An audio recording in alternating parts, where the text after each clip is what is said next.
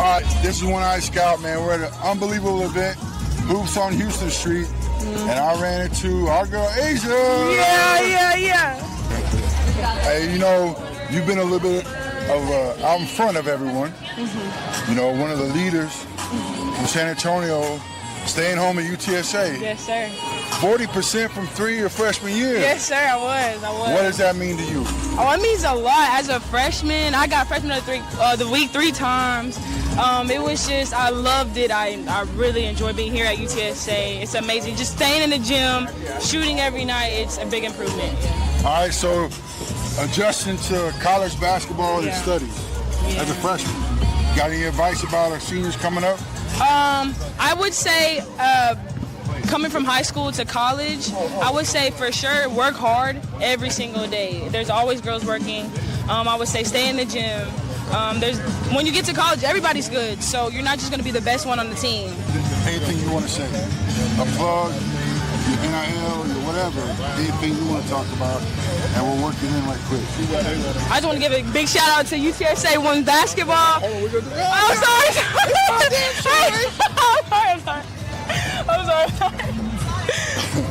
All right, we got 2 questions. Okay. One, what's your hobby outside of basketball? I love doing Legos. Legos! Yes, I love doing Legos, yes. All right. Yes. Now, my man Vance always asks this question. If there's one person in heaven that you could bring back to speak with one more time, who would it be? It'll be my granny. She died when she was around 96, and she just passed 3 years ago, and I love talking to her, and I miss her so much.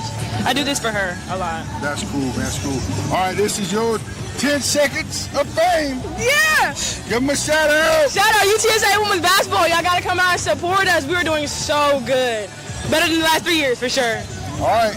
Thank you so much. Catch us on Tan TV. Yes, thank you. So when I show it, man, you better high five me. I got you. All right, we're all about social media and helping you get followers. All right, so mine's at the One Eye Scout on all social media. But what they really want to know is how do they follow you? Y'all can follow me on Instagram at AsiaProctor_. Just search up my name and you'll find me. All right, Clements. Yeah.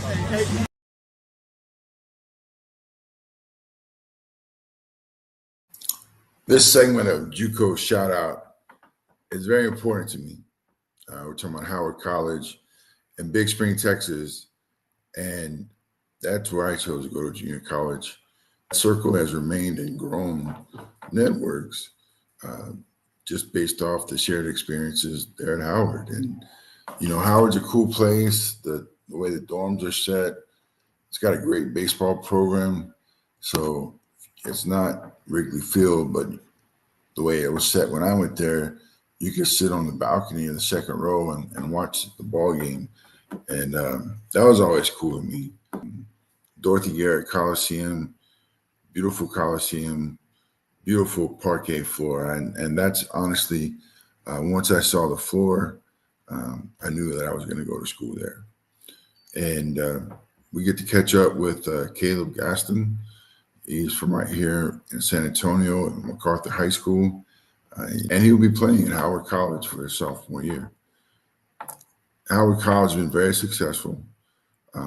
Looking at statistics and names just in the last 2 years, the top 100 JUCO players of 23, Howard had 5. The negatives of junior college, but the positives are, you know, Howard College is going to develop you. It's a tough conference. There's Division I players all throughout, and this is one of the top conferences in the country. And just recently, Joey Madimba is at Idaho State. He was at Howard. He was an All-American. You know, it just tells you the caliber of players you play against on a day in, day out basis. Let's hear what Caleb has to say, which is the same junior college that I played out with great pride. The Dorothy Garrett Coliseum, you know. So Caleb, tell us a little bit about yourself, you know, your recent transfer, what it's looking like with the team right now. Gotcha. I know you're getting ready to go down to. Hey, Caleb, why don't you let us know about the team a little bit? I know you're going to head to the Mullins Jamboree in early October. So I'm Sir. going to give you the floor. Yeah. Caleb Gaston from San Antonio, played at MacArthur, uh, Northeast ISD. Um, Out of high school, I went to Strength and Motion post grad team. Mhm. Shout out Mark and Mason, sir, and all them. Uh, After that, transferred to Temple College, played a year there, and now I'm here at Howard. We're looking pretty solid this year. I believe our opening game is defending champs Barton, so that'll be a good game. We've got real tough schedule coming on this year. Some real good guys, real nice, real cool teammates. Coaches are awesome. It's been going well. I'm really excited for the rest of the season. Yeah, I don't think people really understand how difficult the conference that you're going to play in Yes, really is. yeah, yeah, definitely. Like last I year, mean, we we so Region Five. In my opinion, I hmm believe Region Five is probably is the best region in the country. Um, hmm all three conferences have some heat. As far as the D1 level, all three conferences have heat. Last year I played in North Texas conference in Region 5, and we had some pretty good teams, but we ended up playing beginning of the year teams from the conference that I'm in now in the WAC Jack, and hmm every single game was a dogfight. Every single team had 5, 6 plus D1 guys, and when you're going up against that every week in conference play, it's gonna make you better no matter what. So it's exciting. I wish people would understand that too. Yeah, Yeah, and really, man, that conference is full of, they call them D1 bounce backs. right, right. And so I tell guys, like, that's a tough conference to get in because I remember 2 years ago, I think there was an All American at Howard, Hmm. and I think average a little bit over 23, Yeah, and Howard was at 500 in the conference. I think that was last year. That might have been Was it last that? year. I It, believe it, it so. was recent, yeah, Yeah, it's crazy. Things can flip on you in a heartbeat. It really yeah. can. No matter how many good players you have, it's a grind. It's a grind. I remember there was a year where Odessa had 10 guys sign scholarship, D1 scholarships. Yeah, that's I And I think think that was about 4 years ago. I forgot what school it was, but one of the schools in this conference, they have I think 13 D1 transfers. So they got a whole team of they basically have a D1 team. It's ridiculous. This is the place to be if you're looking to play JUCO. Try your hardest and get in the WAC Jack. Yeah. Hmm. So, what was your first impressions of Big Spring? Um, so last year at Temple, we played out here, um, and it was a late game. It was cold. I just remember driving out here. There was absolutely nothing. Just dirt, trees, tumbleweeds, little dust tornado every once in a while. Uh, Mm-hmm. Lots of wildlife, but I mean, it's nice. It's real quiet. Small city. You can stand on a hill and see the whole thing, but it's really Yeah. nice. Yeah. The community is amazing. We got a local church here that helps out the guys a lot. First day, as soon as I walked in the dorm, we had bedding, we had laundry basket, we had laundry detergent, food, like everything. They from the church. They really helped us out. But the community is amazing. That's one of the things that drew me here. Teachers are Mhm. awesome. Everything, just outside of basketball is really great. Have you been to? I'm assuming it's still a big deal. The Big Spring High School Steers football games. Yep, the stadium. I'm sitting right next to the stadium right now. You can't see it because the lights are Oh off. yeah, But yeah, we went to a game. Everybody went, and it was a like a bowl game or something. So there was a ton of people there. Yeah, it was pretty dope. yeah. Hmm. That's one thing I remember. And Yeah, then on I the work court. out. I work out in if I'm working out on my own. I go in the Mhm. Coliseum. We Okay. can get in there. We can get in there whenever. So I'll be in there at least 4 to 5 times a week, putting up 300 to 500 shots every time I Mhm. go in there. And uh, yeah, we lift regularly 4 times a week. Yeah. So it's it's wake up, class, and I don't touch my bed till 6 o'clock in the afternoon. Today was unfortunately, yeah, it's been a long day today because we got late practice, but Yeah. yeah, yeah. Anything you miss from home? Um, just my family and friends, man. I'm real basic. That's about it.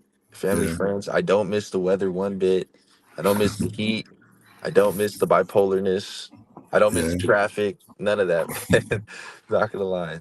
But yeah, Well, family, you're in a friends, great place to grow, man. At that particular at Howard, man, it's basketball or nothing.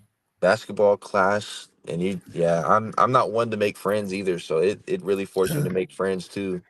Like I'm, Yeah. yeah, I don't really talk to too many people out, but yeah, I've made a couple friends and stuff, so it's been going well. You know what? I remember when I went out there, it was new to me to have a Hmm. rodeo team. To have yes, Yeah. that was one cool thing that I remember from my visit because we Yeah. walked toured the dorms and they let us in a rodeo guy's room, and I was like, why do they have ropes and cowboy hats everywhere? Like, what's going on? But yeah, Yeah. so they have a rodeo team. They're all cool guys too. I got to know some of them, so yeah, all cool guys. All right. So here's my throwback question to the doghouse. Right, You know, when you were at MacArthur, you would stop by every once in a while. Then you get to college and realize that was what you needed. right. You came back before your trip to Howard, and JC was there with open arms Hmm. and a mean streak. Yeah, So yeah. tell me, how important do you think like JC was in your development to go to Howard and be ready mentally, physically? Yeah. So I I'm gonna go back a little bit.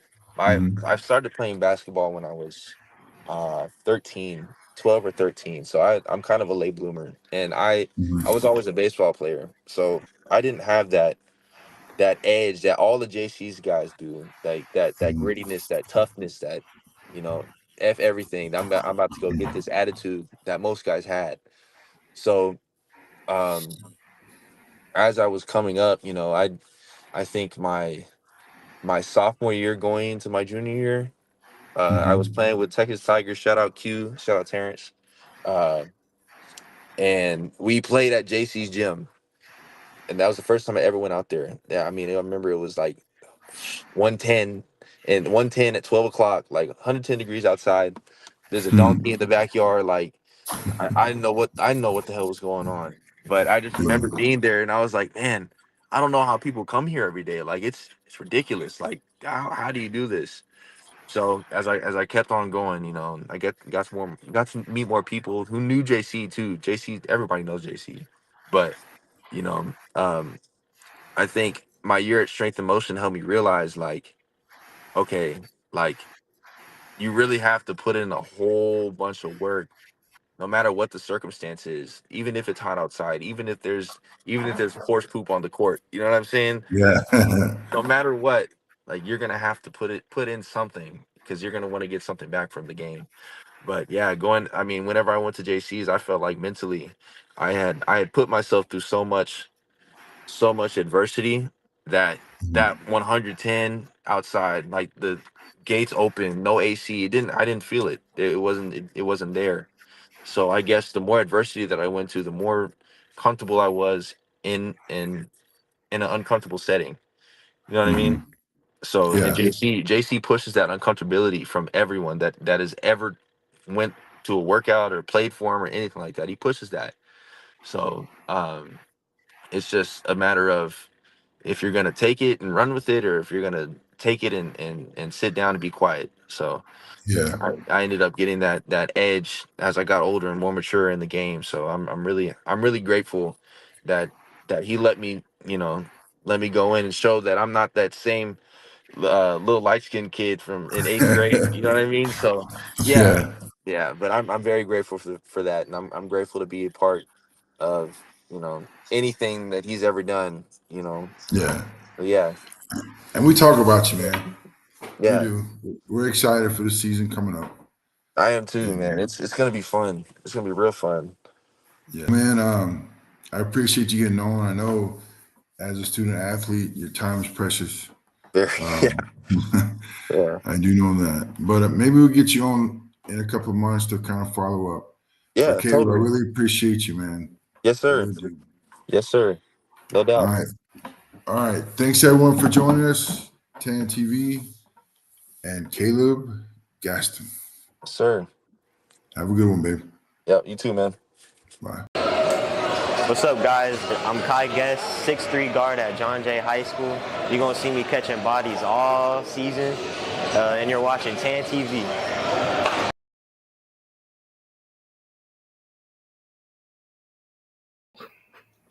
Yeah. Welcome to Tan TV. We're excited to have you with us on the It Ain't For Everybody show. We're blessed to have Coach Mike from the Red Roo's organization. We got our man B up there, but we're just ready to dive right in to get some information and go ahead and let us know a little bit about your organization, Mike. So Red Roo Basketball or Red Roo Sports was founded about 10 years ago, 2014. It's just Red Roo.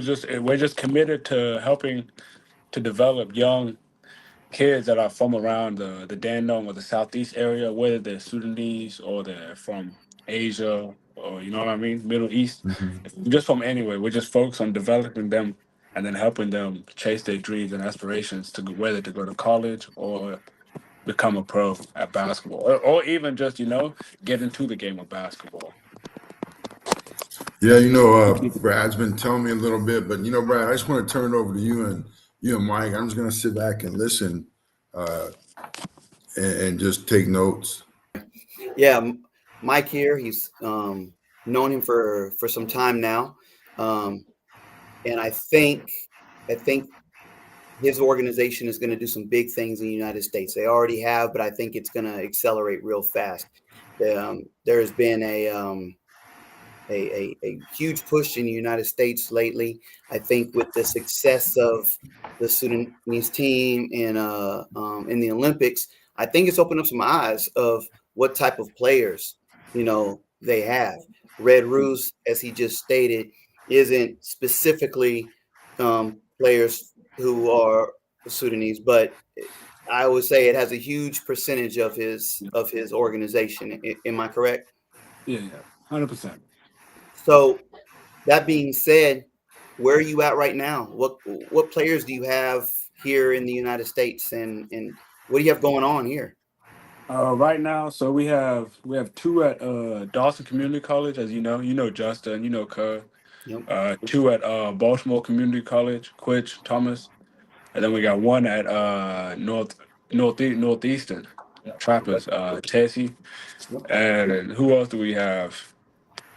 Right. We have a lot of kids everywhere. We have one Division I athlete right now, Delane. He's at Louisiana Southern, and then we have Solomon Cole. He's at a D2 up in Chicago. I forgot the name of the school.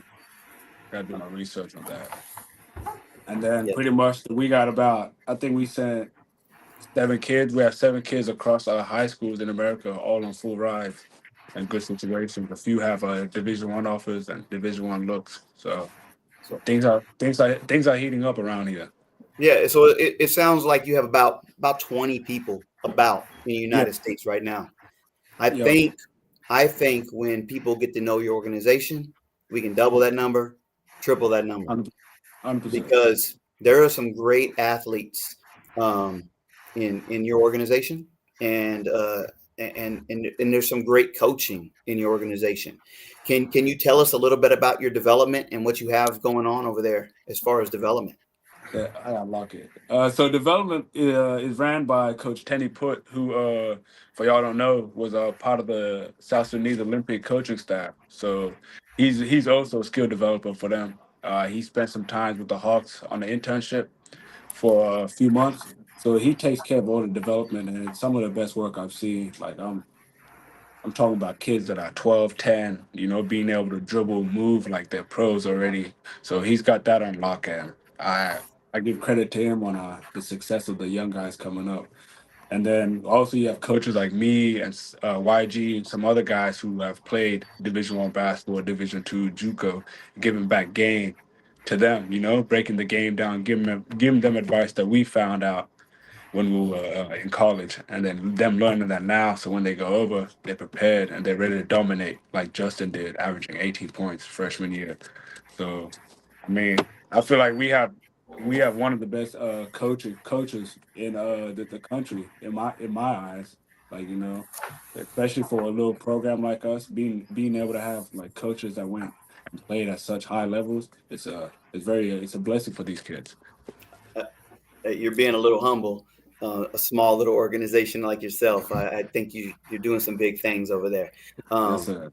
But for all you coaches out there, I want you to hear that he said he had a coach, a skills development coach, that coached for the South Sudan team, the skills development coach for the South Sudan team, and for the Atlanta Hawks. If I was a coach, man, he knows his stuff.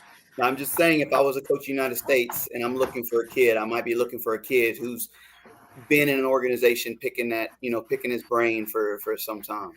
So, Hey, Mike, I have a question, man. How does a player get on your radar or like get involved with your program where you're at right now?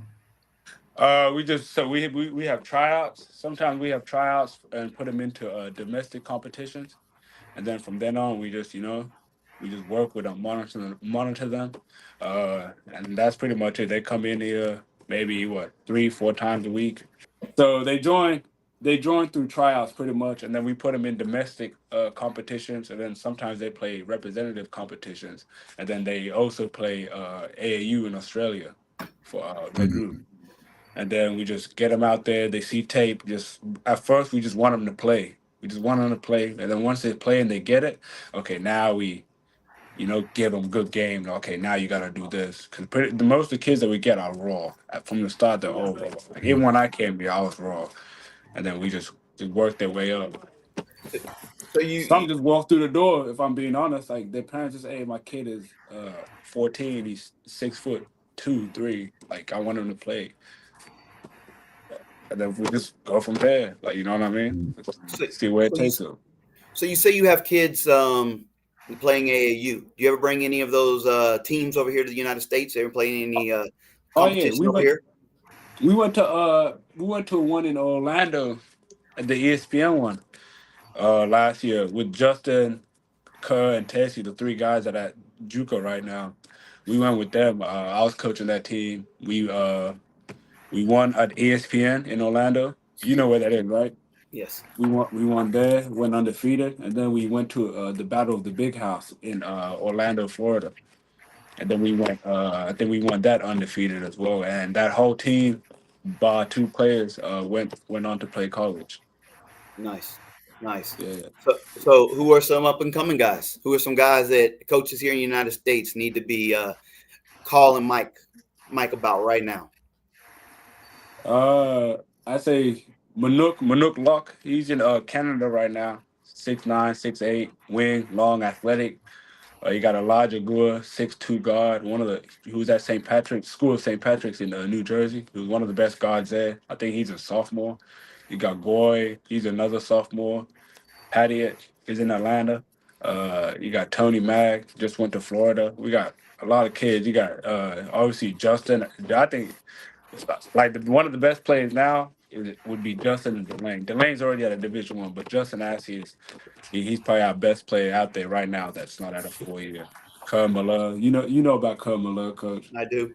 I mean, we got then Tessie, I think, is another sleeper out in Northwest. I feel like he might do some big things in that conference this year.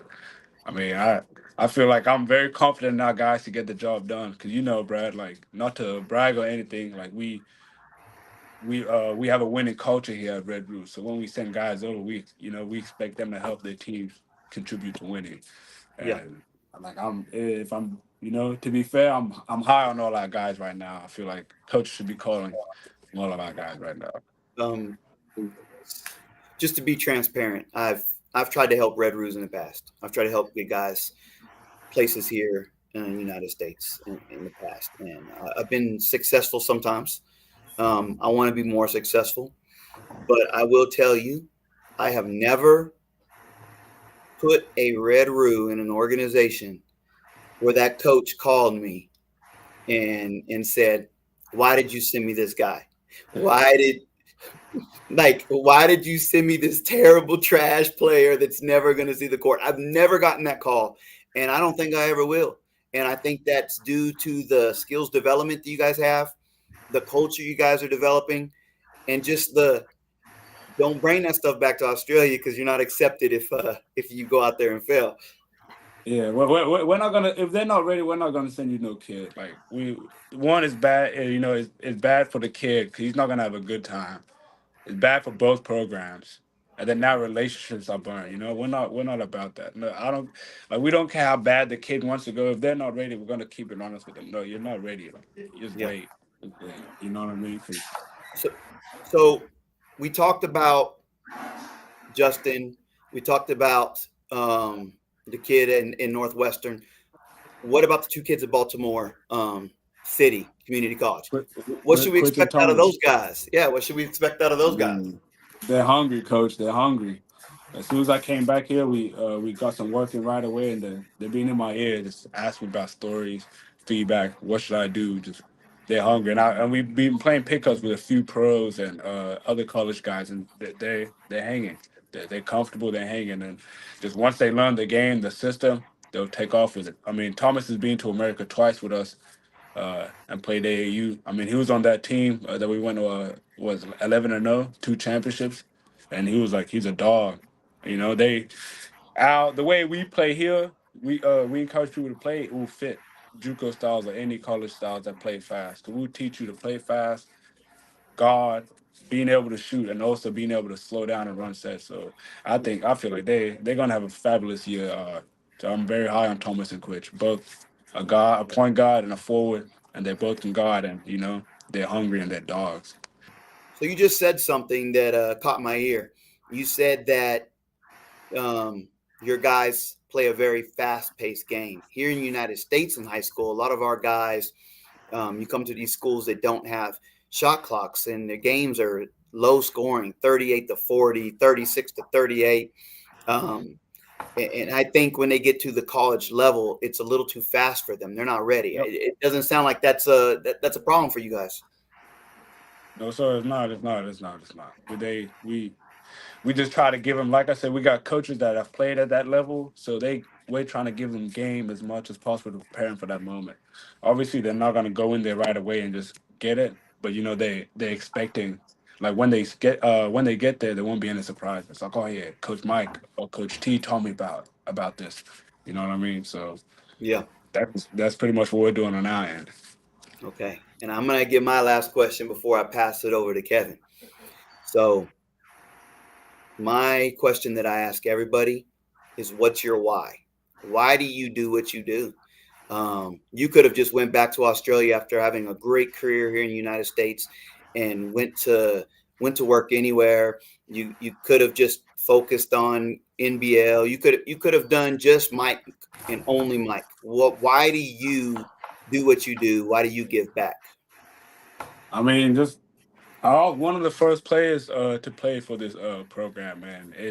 It's helped me a lot. You know what I mean? It's kept me at a steady lane, and I've met friends that I've called brothers, and I always call brothers, and I feel like every kid deserves the experience that I had. You know what I mean? And I know they can all achieve it because before I went, not many kids from this area made it across. You know what I mean? And once I went over there, it just everybody's eyes like opened up because now they believe they can make it. So I'm just trying to do my part in order to give back because we're not in this world to take stuff. We're here to give back. So that's probably my why. I'm trying to give back some of my experiences and then hopefully to change some of these kids' lives and then they come back and do what I do. Just change the cycle a little bit. You know what I mean? I do. Mike, I'm just I want to say in awe, but just kind of listening and putting things in kind of perspective. Yeah. What are the struggles that your guys when they come to the States? Like what have y'all seen to be a struggle, and what have y'all done to help them with those struggles? I say a culture shock. Like you wouldn't think there would be one, but depending on where you go, like my school, I went to Glendive, Montana. So Mhm. I got there and I think it was a blizzard or it was heavy snow, and I never seen snow in my life. So like I had to adjust to the cold, like wearing like the right proper, warm uniform, like clothing. Like I didn't. It took me a while to understand that. Like I put on two coats, I think I'm fine. I'm still cold. That I feel Yeah. like the environment part. But then again, you have great people that look after you and whatnot to help you get through it. And I feel like another thing that helps us, or let's say the athletes get through it, is we send them to great schools. Like Brad is just not going to send a kid to a school just because of the school. He's going to make sure it's a good coach that will help the kid as well. You know what I mean? So I feel just Yeah. us working together with Brad or whoever's helping the kid. Mm. Well, I hope to get tutored by Brad to be a part of the process. From the first time he mentioned the Red Roos, I've been really intrigued. So I hope to be part of the process with Brad. Um, I want to learn from him how to assist. Man, I just think it's a great thing that you're doing. Obviously, you're giving back to your country. Um, I know that Brad gives back to the game of basketball because it helped get him out of his situation, and we're more alike than we realized Mhm. because we do a lot of things, and I just want to be able to give on a bigger stage. To be quite honest, Yeah. um, what does basketball like in Australia look like? Like is it like going to and because I'm naive, I really don't know how far away it is. Yeah. Um, there seems to be like their own league of Sudanese teams. Is that right? Uh, it would be not a league. It would be they just tournaments.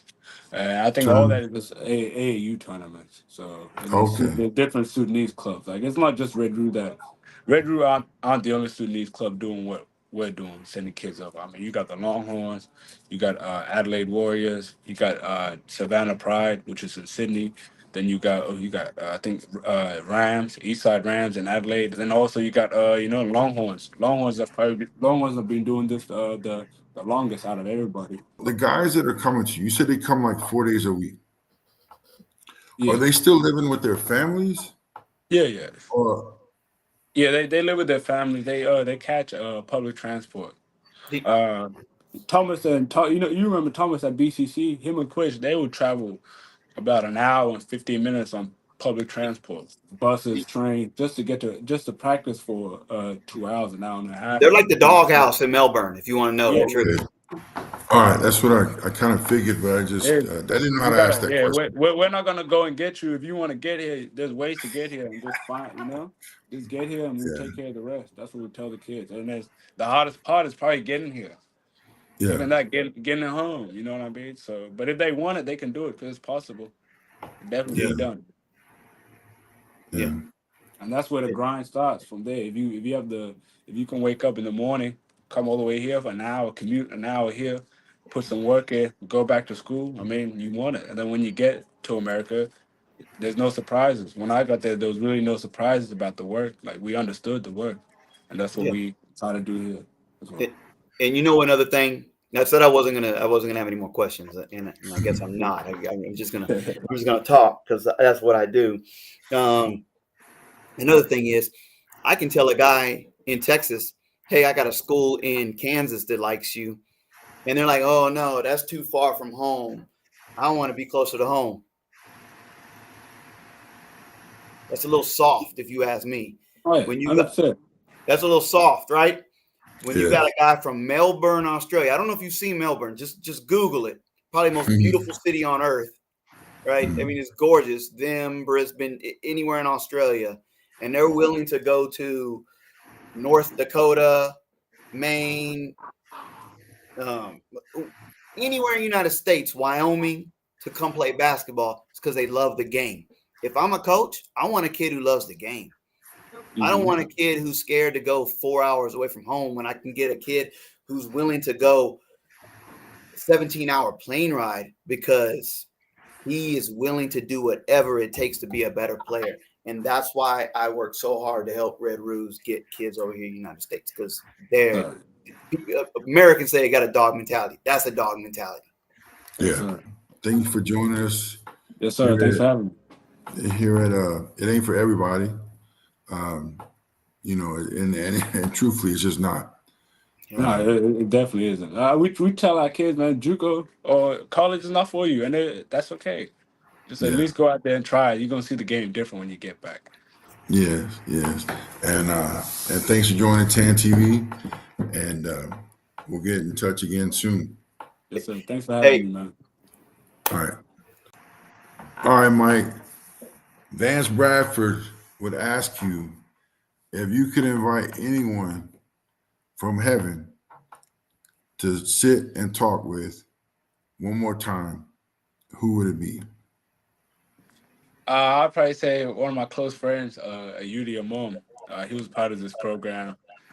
I think he went to America a few months before I went, and then he sadly passed when I was over there. So I feel like if I could talk to him about just the JUCO experiences and whatnot, and it would be, I'd be awesome. That's my answer. Do you have a hobby outside of basketball? I don't know. I compete. I'm a competitor, so whatever that involves competing, I'll do it. Like me and the coaches, we just play pool now. So that, they got me to pool. Now I play chess to compete. Even though I'm bad at it, I still want to compete. I like to compete. So if there's anything that has to do with competing, then I'm there. But hobby wise, not really. I just see my nieces and nephews and just hang out. To be honest, I don't do much. Yeah. And going to small towns made me a boring person. I'm not gonna lie to you. It's Kevin Howell, the One Scout, here covering the Gasso Showcase. I was very fortunate running to Coach Willie. I'm gonna let him introduce himself. Hey everybody. I'm Coach Willie from San Antonio, Texas, right here. Director of San Antonio King Hoops. I've been here in San Antonio for a few years, but I took over King Hoops about 3 years ago, and just trying to help kids get to the next level and try to do what they got to do as far as academically, athletically, whatever they need from me, I try to help them reach their goals. He's being a little bit humble. In those 3 years, they put like 32 kids at various levels. And that is true. I've been fortunate to run into like a Sean Lee. Right. As they worked with him through that summer, and now he's a Wayland Baptist. Yes, correct. We talked with Kai Guest earlier. That's a great individual. Yes. And Sean was a great individual. Right. So I guess you bring along great individuals as well. Well, that's the goal. That's really the goal, is to teach them, how to be great young men and play that part into basketball. Like if you're a great young man, you have good morals, good work ethic, that'll help you when you're talking about recruitment. Like, coaches want good kids with good high character. They don't want to have to worry about you when the lights go off. So we try to breed that into the kids that we coach and that we bring to our program. And you're doing a great job, and I appreciate you stopping by. Yes, sir. It's Kevin Howell, the One Scout, Gasso Showcase, and you're watching TAN TV. Appreciate it very much. Thank you. All right.